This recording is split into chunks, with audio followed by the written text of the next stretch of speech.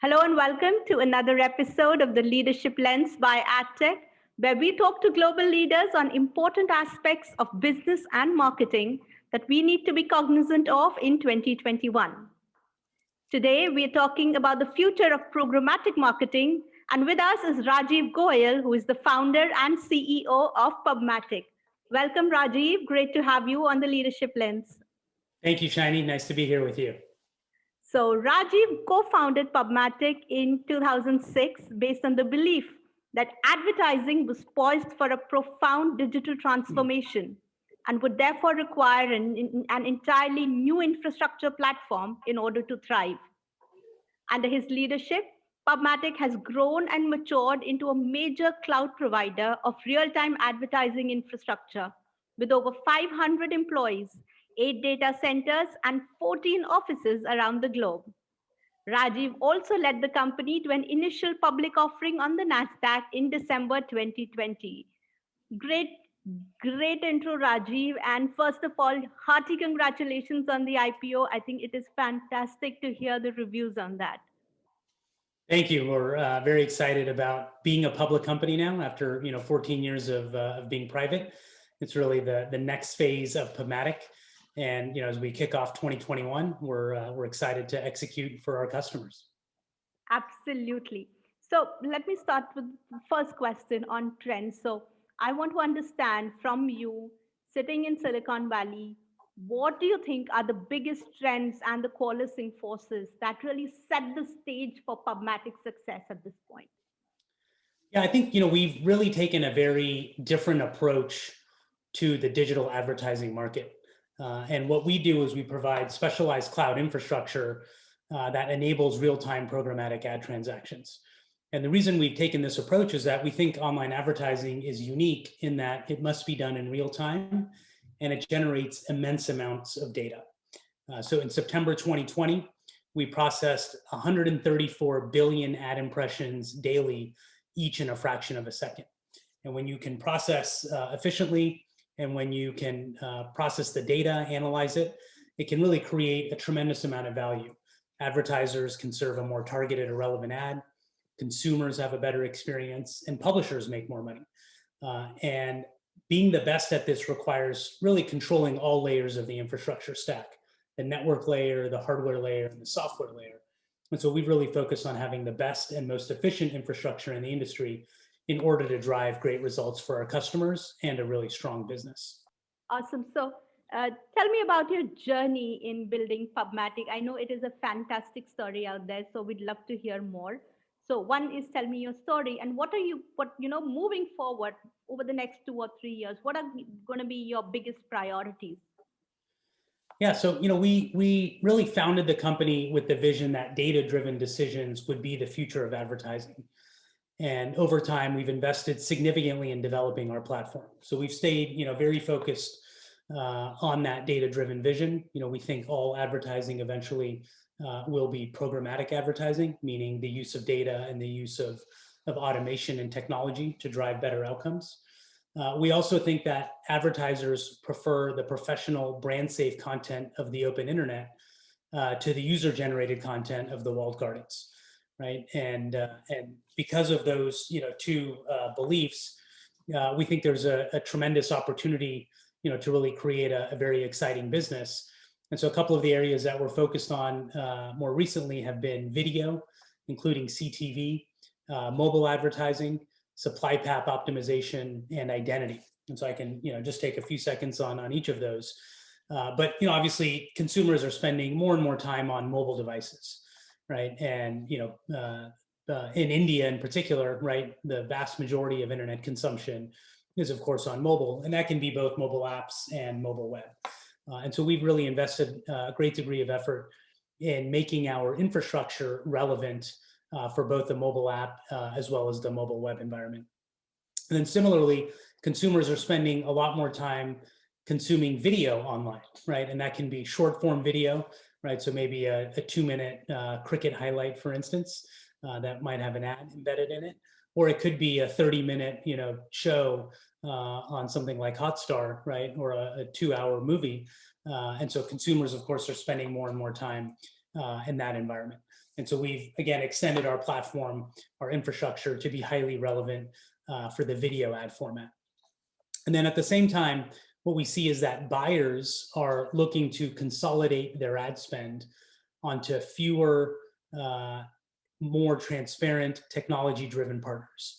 So this is a trend in the industry called supply path optimization, where many agencies and advertisers are looking to us through data and workflow integrations to help provide them with better outcomes. And then lastly, of course, is the topic of identity. Right, we all are aware that identity is changing in the open internet. Google has announced that they'll do away with cookies in Chrome. Obviously, Apple, their changes with the IDFA are imminent. So we think there's a huge opportunity actually to move the industry forward with a focus on known consumer identity in the open internet. Great. So fewer partners, video, identity consolidation, and we'll talk in detail about each of these. So let's start with fewer partners. And I understand when we're talking to so many marketers that one thing that they really, really want is a certain amount of unity and a certain amount of continuity in their experience. And no one blames them because we want that as consumers. So obviously we want that as marketers as well. Do you want to shed a little more light talking about, how advertisers and agencies are kind of consolidating spending in fewer tech partners? And therefore, how should these tech partners really build their businesses? How should they really, think about building products that can, create this kind of continuity in their business? Yeah, absolutely. I think programmatic advertising is in this interesting phase of maturity where, if you go back 5, 6, 7 years, the majority of ad budgets from a given advertiser were not in programmatic digital, right? They were in, maybe TV, other analog forms, et cetera. And so within advertisers, they largely outsourced a lot of their ad spend decisions to ad agencies. And now if you fast forward to today, in many major markets around the world, the majority of ad spend is now digital, right? And so advertisers have discovered over the last 1 or 2 years that actually there's a lot they can do to make their supply chain more efficient and more effective, right? They want to have fewer partners, but bigger and more meaningful partners, partners that are transparent in terms of data, in terms of fees, partners that are bringing quality inventory to them. And then also, most importantly, perhaps partners that are innovating on their behalf. So building compelling solutions that, really help the advertiser get more return on investment from their ad spend. And so we've, really focused on that over the last several years in terms of how do we make our platform the highest value add platform for these advertisers and for these agencies. And we found that as we do that, we're able to attract more spend from these buyers.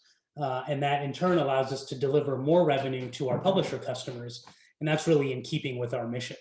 And so we found this, I think, great opportunity to really align the needs of the buyers with the needs of the sellers. Buyers want more ROI, publishers want more revenue. And by solving for both of their needs together, we're able to deliver, great outcomes for our customers and a better business for ourselves. That's a fantastic win-win story on both ends. I think it's great to hear that. And Rajeev, you spoke about identity optimization, and I think and you spoke about the privacy changes from Google and Apple and the threat of going cookieless. Now, as a marketer, if I can speak for marketers, we think data is awesome to have. We feel we just started kind of exploring what all is possible, and now it also kind of feels like a liability to have, considering the amount of privacy laws out there, considering there is a lot of let's say monopolistic behavior that's happening with data. If I'm a marketer, what are the alternates that I have? What else can I explore? Because I feel that there is only so much I can do with first party. So I have first party data, but it's not giving me the kind of scale that I would like to have or I'm used to having. So what are alternates that are possible? Well, I think, first of all, there's a big sea change coming in the scale of first-party data that's available. And I think it's going to increase at a very rapid rate.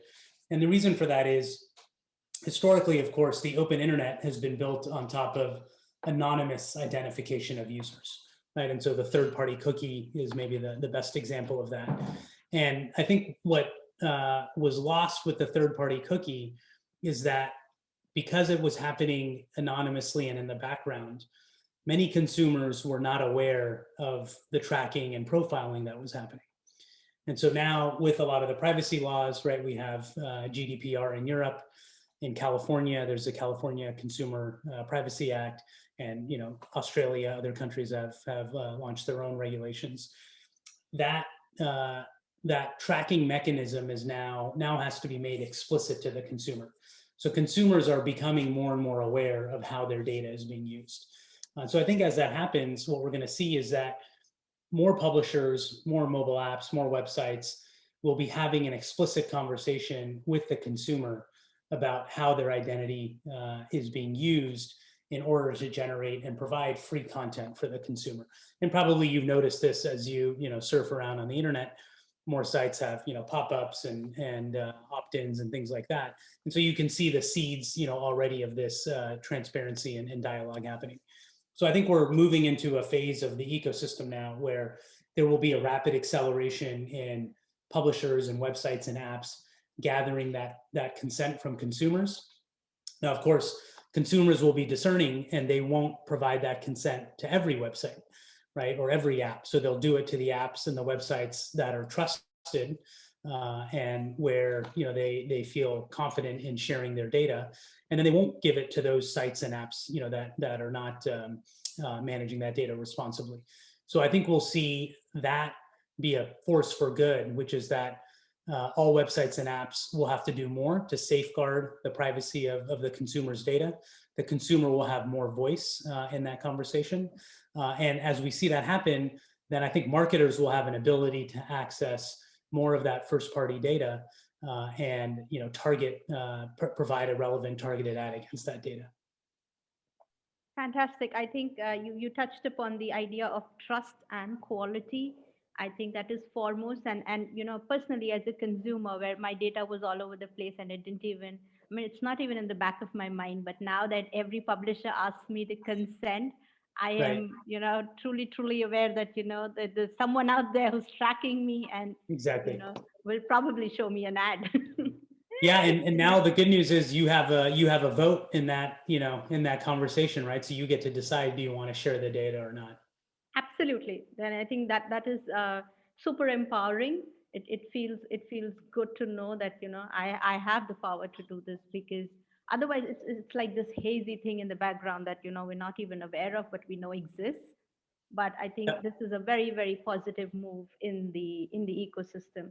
And so that's for the consumer, but coming to the advertiser, we have a big concern, in spite of so much transparency and so many people working towards this transparency, there is still a big concern for one, viewability, transparency, fraud. And there has been a lot of talk about the efficiency and the value of advertising in media. What is PubMatic doing to help buyers address this? Yeah, we've taken a very proactive approach. It goes back to driving ROI, right, return on investment for the advertisers. So we were one of the first sell-side platforms to introduce a fraud-free program for our buyers, where if a buyer has a report from a third-party verification tool that they paid for any fraudulent ad inventory on our platform, then we refund that buyer's money. And the reason is that forces us to be very focused on solving for the fraud problem and minimizing any fraudulent inventory on our platform. And so I think we've become a lot better as a result of taking that approach. We also do a lot to share log files with advertisers and agencies on our platform. And log files is a primary way for buyers to really verify and audit, how is their money being spent, which websites, which apps, which publishers is their money going to, who are the different technology stakeholders in that process. And so that, log file approach gives buyers a very high degree of comfort because we're typically the last technology provider in the value chain, that they have full transparency into what's happening. And then viewability, as you mentioned, I think is a very important topic, where particularly for brand advertisers, of course, they want to only spend when they know that the ad is viewable, right? And so one of the approaches that we've taken is, because we have both brand advertisers and performance advertisers, to make sure that we're measuring viewability at a very granular level on our platform, and then sharing that data with the buyers so that they can make an informed decision about how much to bid. If they're running a brand campaign, maybe viewability is very important. If they're running a performance campaign, then it's less important, and they can bid accordingly. And so this has been a big part, alongside innovation. This has been a big part of our value proposition to the buyers in driving the supply path optimization decisions, where I think we've been a beneficiary of that trend over the last several years.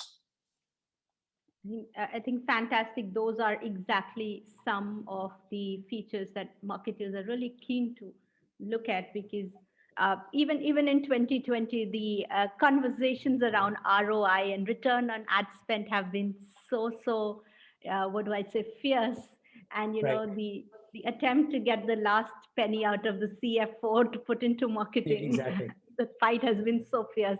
So I think this is fantastic, the kind of stuff PubMatic is doing. Rajeev, you also spoke about video and connected TV, and honestly, they've taken off in an unprecedented way. I'd say they couldn't have asked for a better year than 2020. Right. I think you're Right. right. So and since 2000, so I started working in 2005, and every year, the attempt is to bring in a little more of those digital monies into digital, a little more of the traditional monies into digital. And I think we're inching closer to digital being the the most important piece in a marketer's kitty. So do you think connected TV is the way, is what we've always been waiting for, to get some of those traditional TV monies, which has always been the the biggest part of the marketing budget, into programmatic buying? What are your thoughts there? Yeah, we absolutely see a significant shift of linear TV dollars into digital. And I think there's really two broad trends driving that. One, of course, is the consumer. As you mentioned, in 2020, of course, consumers spent significantly more time on connected TV, or I would say more broadly, over-the-top streaming onto connected TV devices or onto mobile app devices. Right. In many cases, people are watching serials and shows and things like that on a mobile device. But of course, 2020 was a breakout year for that, given the pandemic, all of the time spent at home. I've got two small boys. And so, if you came here in the evening, you would see that everybody's on their own, iPad or other device, consuming the content that they want to consume. So I think the consumer behavior direction has been very clear. Even pre-pandemic, we saw cord cutting, right? Where in major, let's say, Western markets like the US and in Europe as well, consumers are refusing to pay for the cable fee charges, right? And instead, moving towards streaming. And I think the economic stress will only increase the amount of ad-supported CTV and OTT content, right? The typical consumer is not going to spend money on 2, 3, 4 different subscription packages, right? They may do that for 1 or 2, but then after that, it's going to all be ad supported. So that's one big trend, is what's happening with the consumer. And then I think the second big trend is that advertisers not only want to reach the consumer where they're spending time, but also, because of the pandemic, are looking for a significantly increased degree of flexibility when they deploy their ad budgets, right? Nobody knows, what new variant of the coronavirus might come up, or what, shutdowns or reopenings of the economy might occur. Of course, everybody's hopeful for vaccines, but it's, become very clear over the last month that the timelines for vaccine rollout, right, are not super clear.